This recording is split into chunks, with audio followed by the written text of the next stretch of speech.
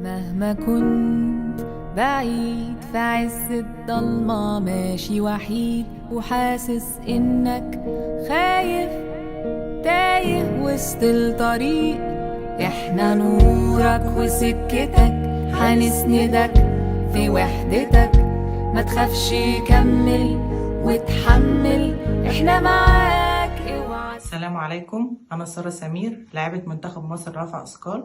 طبعا كلنا سمعنا عن المشكلة اللي بتواجه مستشفى 57 وإنها خلاص قربت تقفل.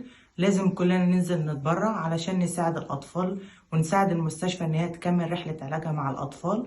أنا سارة سمير هنزل أتبرع، وبتحدى 3 من المشاهير إن هم يكملوا معانا المسيرة وينزلوا يتبرعوا. أنا بتحدى فنانين الكبار الأستاذ عمرو وهبة والأستاذ آمر المصري والأستاذ توني ماهر. احنا نورك وسكتك هنسندك في وحدتك، ما تخافش كمل وتحمل احنا معاك. اوعى تسيب.